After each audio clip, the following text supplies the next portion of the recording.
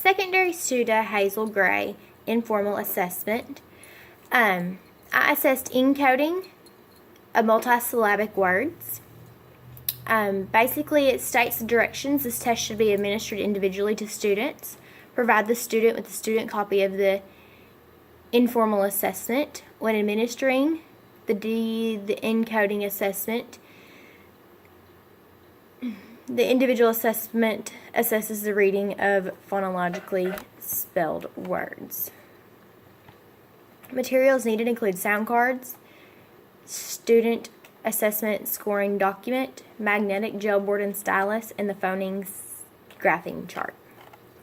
The first part I assessed is visual, or we call it the visual part.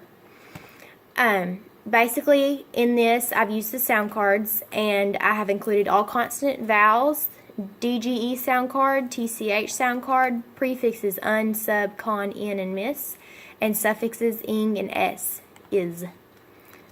Along with NG, NK endings, double F, L, S, and Z as well, and then selected blends of my choice. I will hold the sound card up for the student to tell me the sounds and continue through these as they say the sound. Ink, e, r, j, k, p, sh, a, and so on, just like that, for those sounds stated a second ago. I have listed all of the sounds to be included on a chart. The only time you will mark a sound is if the student pronounces it incorrectly or self-corrects. I did not list all of the blends, but those that are predetermined, the teacher can list those. I have listed a total possible of 57. Auditory, I will say the sounds from the phoneme graphing chart, as in show me the way that you spell. The student will write T, H, and underline with the sound F. This is the same for the prefixes, suffixes, NG, double F, L, S, and Z, blends, and so on and so forth. Again, I have listed 57. When scoring, only mark the sounds that the student writes, indicates incorrectly, and denote self-corrections. Then we have the encoding.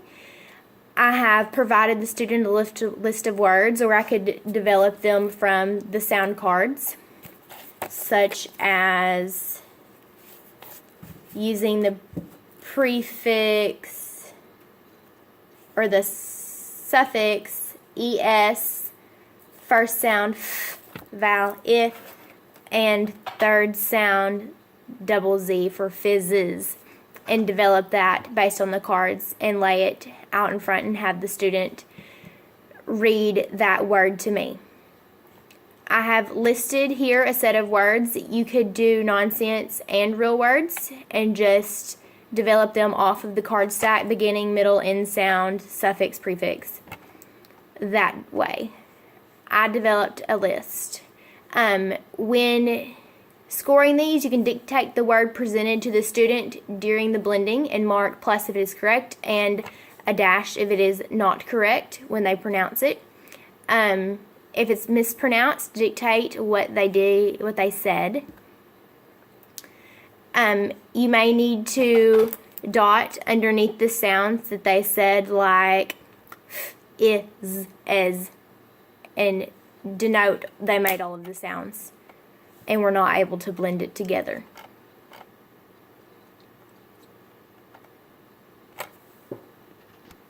I feel Hazel did give her best effort as she did denote each sound that she made during the encoding aspect of the assessment.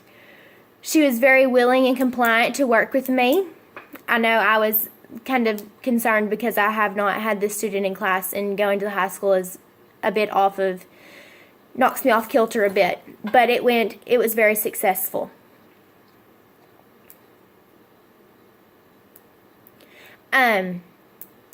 The results yielded showed that Hazel was very confident with the sounds individually, but was not confident in her abilities to blend them all together to create the multisyllabic words. It did give me the information I was looking for as to where to gear her IEP goals and objectives for her to complete within the next year.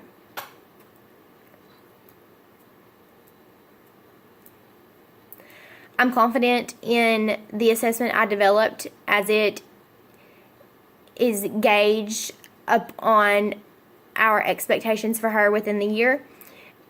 She's made positive progress toward IEP goals and completion of these goals thus far, and the things I assessed her on are things she will see as she progresses within the curriculum.